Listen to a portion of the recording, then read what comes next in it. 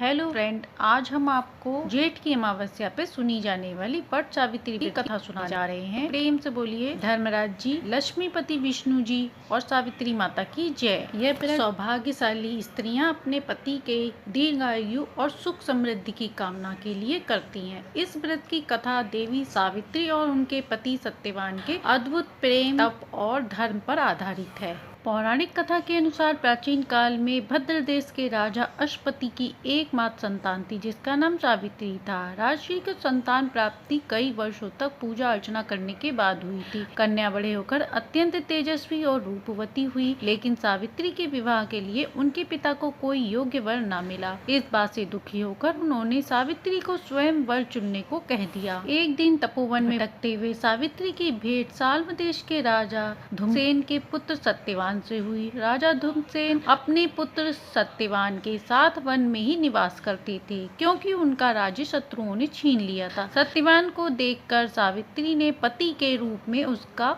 वरण कर लिया। जब नारद मुनि को इस बात का पता चला तो वह सावित्री के पिता अश्वपति के पास पहुँचे और बोले, हे राजन, ये क्या कर रहे हैं आप? सत्यवान गुणवान है, धर्मात्मा है और बलवान भी है, पर उसकी आयु बहुत छोटी है, वह अल्पायु है। 1 वर्ष के बाद ही उसकी मृत्यु हो जाएगी। नारद जी ने सावित्री को चेतावनी देते हुए कहा कि पुत्री, तुमने जिस राजकुमार को अपने वर के रूप में चुना है वह अल्पायु है, तुम्हें किसी और से विवाह करना चाहिए। नारद जी की बात सुनकर राजा अश्वपति अत्यंत चिंतित और दुखी हो गए। यह देखकर सावित्री ने अपने पिता से कहा कि आर्य कन्याएं अपने पति का एक बार ही वरण करती हैं और राजा भी एक बार ही आज्ञा देते हैं, इसलिए मैं सत्यवान से ही विवाह करूंगी। सावित्री अपने निर्णय पर अड़िग रही और आखिरकार उनका विवाह सत्यवान से हो गया। विवाह के पश्चात वे राज वैभव छोड़कर वन में चली गईं और वहां अपने पति परिवार की सेवा करने लगी। लेकिन सत्यवान की मृत्यु का समय निकट आ रहा था और इस चिंता में सावित्री अधीर होने लगी। सावित्री ने अपने पति को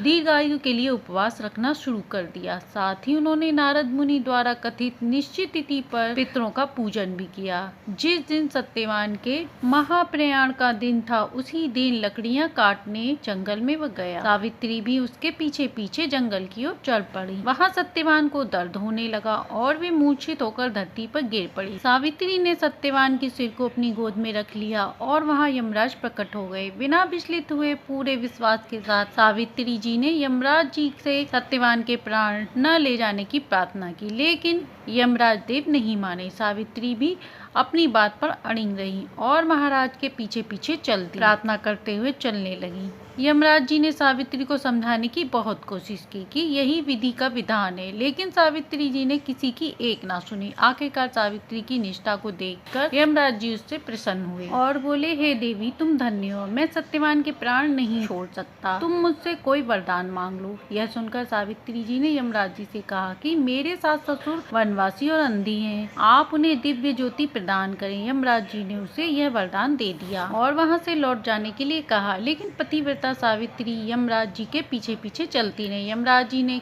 फिर कहा लौट जाने, किंतु उनके जवाब में सावित्री ने कहा कि हे भगवान, मुझे अपने पति देव के पीछे चलने में कोई दिक्कत नहीं। यह सुनकर यमदेव ने उन्हें एक और वरदान मांगने को कहा, तो सावित्री ने अपने सास ससुर का राज्य वापिस मांगा। इसके बाद सावित्री ने यमदेव से वर मांगा, मैं सत्यवान के 100 पुत्रों की माँ बनना चाहती हूँ, कृपया कर आप मुझे ये वरदान दें।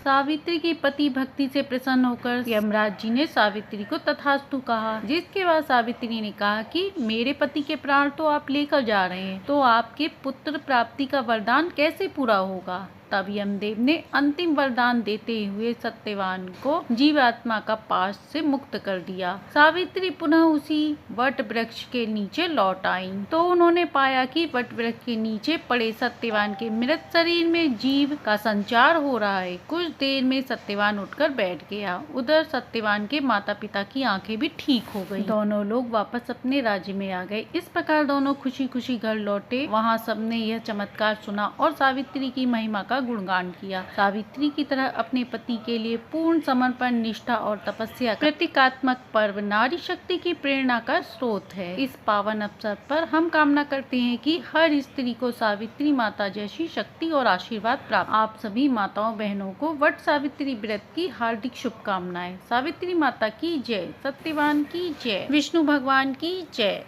अब सुनते हैं सोमवती अमावस्या व्रत कथा। धार्मिक मान्यताओं के अनुसार ऐसी मान्यता है कि जो व्यक्ति सोमवती अमावस्या का व्रत रखता है उसकी सभी मनोकामनाएं पूर्ण होती है, साथ ही अखंड सौभाग्य की प्राप्ति है। इस दिन सोमवती अमावस्या की कथा का पाठ भी जरूर करना चाहिए। तो चलिए कथा शुरू करते हैं। एक गरीब ब्राह्मण परिवार था। उस परिवार में पति पत्नी एवं उसकी एक पुत्री भी थी। उसकी पुत्री समय के गुजरने के साथ धीरे धीरे बड़ी हो रही थी। उस पुत्री की बढ़ती उम्र के साथ सभी सगुण का विकास हो रहा था। वह कन्या सुंदर एवं गुणवान थी, परंतु गरीब होने के कारण उसका विवाह नहीं हो पा रहा था। एक दिन उस ब्राह्मण के घर एक साधु महाराज पधारे। साधु उस कन्या के सेवा भाव से अत्यंत प्रसन्न हुए। कन्या को लंबी आयु का आशीर्वाद देते हुए साधु ने कहा कि इस कन्या के हाथ में विवाह की रेखा नहीं है। तब ब्राह्मण दंपत्ति ने साधु से इसका उपाय पूछा। कन्या ऐसा क्या करे कि उसके हाथ में विवाह योग बन जाए। साधु महाराज ने कुछ देर विचार करने के पश्चात अपनी अंतर्दृष्टि में ध्यान करके बताया कि कुछ दूर पर ही एक गांव में सोना नाम की धोबिन महिला रहती है, जो बहुत ही आचार विचार एवं संस्कार संपन्न तथा पति परायण है। यदि यह सुकन्या उस धोबिन की सेवा करे और वह महिला इसकी शादी में अपने मांग का सिंदूर लगा दे तथा इसके बाद इस कन्या का विवाह हो जाएगा, तो इस कन्या का वैध योग मिट सकता है। साधु ने यह भी बताया कि वह महिला कहीं आती जाती नहीं है। यह बात सुनकर ब्राह्मणी ने अपनी बेटी से धोबिन की सेवा करने का प्रस्ताव रखा। अगले ही दिन प्रातः काल ही उठकर सोना धोबिन के घर जाकर वह साफ सफाई एवं अन्य कार्य करके अपने घर वापस आने लगी। एक दिन सोना धोबिन अपनी बहू से पूछती है कि तुम सब सुबह उठकर सारे काम कर लेती हो और पता भी नहीं चलता। बहू ने कहा, माँ जी, मैंने तो सोचा कि आप सुबह उठकर सारे काम ही खत्म कर लेती हैं, मैं तो देर से उठती हूँ। यह सब जानकर दोनों सास बहू घर की निगरानी करने लगी कि कौन है जो सुबह घर की साफ सफाई करके जाता है। कई दिनों बाद धोबिन ने देखा कि एक कन्या मुंह ढक के अंधेरे में घर आती है और सारे काम करके चली जाती है। जब वह जाने लगी तो सोना पूछने लगी कि तुम कौन हो और कहां से आई हो और इस तरह छिपकर मेरे घर की नौकरी क्यों कर रही हो। तब कन्या ने साधु द्वारा कही सारी बात बता दी। सोना धोबिन पति परायण थी, अतः उसमें तेज था। वह तैयार हो गई। सोना धोबिन के पति थोड़ा अस्वस्थ थे। उसने अपनी बहू से अपने लौट आने तक घर पर ही रहने को कहा। सोना धोबिन ने जैसे ही अपने मांग का सिंदूर उस कन्या की मांग में लगाया, सोना धोबिन का पति मर गया।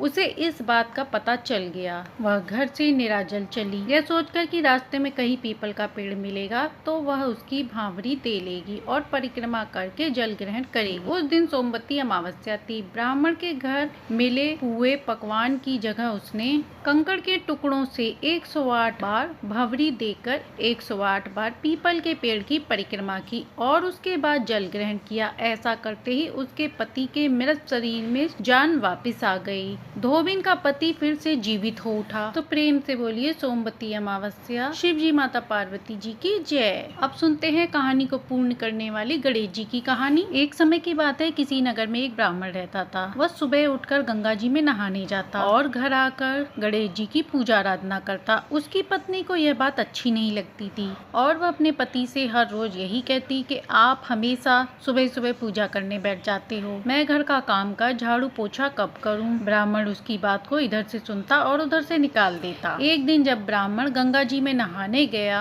तो उसकी पत्नी ने गणेश जी की मूर्ति को छिपा दिया। ब्राह्मण जब नहा के आया तो उसने अपनी पत्नी से मूर्ति के बारे में पूछा। तब ब्राह्मणी ने कहा, मुझे नहीं पता आपकी मूर्ति कहाँ गई। तब ब्राह्मण ने उस दिन खाना नहीं खाया और कहा कि जब तक गणेश भगवान की मैं पूजा पाठ नहीं कर लेता तब तक मैं खाना नहीं खाऊंगा। ब्राह्मणी ने ब्राह्मण को बहुत समझाया कि खाना खा लो, परंतु ब्राह्मण ने एक बात नहीं सुनी और खाना नहीं खाया। दोनों को लड़ता झगड़ता देख गणेश भगवान की मूर्ति हंसने लगी। तब ब्राह्मणी ने गुस्से में आकर कहा, तुम्हारी मूर्ति वहाँ पड़ी है। मूर्ति मिलने पर ब्राह्मण ने गणेश जी महाराज की पूजा करी। उसकी पूजा से गणेश भगवान अत्यंत प्रसन्न हुए और ब्राह्मण से कहा कि तुम्हें जो चाहिए वह मांग लो। अब गणेश जी भगवान ने उसे रिद्धि सिद्धि के साथ सब कुछ दे दिया। अब ब्राह्मण प्रेम पूर्वक पत्नी सहित गणेश आराधना करने लगा। गणेश भगवान की कृपा से उनका घर अन्न धन से भर गया, जिसे देख देखकर ब्राह्मणी की श्रद्धा भी भगवान में बढ़ गई। इसके बाद ब्राह्मणी को अपनी गलती का एहसास हुआ। वह गणेश जी महाराज के पैरों में गिर के माफी मांगने लगी। गणेश भगवान ने उसे माफ कर दिया। 9 महीने के बाद ब्राह्मणी ने एक सुंदर पुत्र को जन्म दिया। अब ब्राह्मण और ब्राह्मणी दोनों गणेश भगवान की पूजा करने लगे। हे गणेश भगवान, जैसी कृपा आपने ब्राह्मण ब्राह्मणी पर करी, ऐसे ही अपनी कथा कहानी कहते सुनते हुकारा भरते सभी पे रिद्धि सिद्धि के साथ अपनी कृपा बनाए रखना।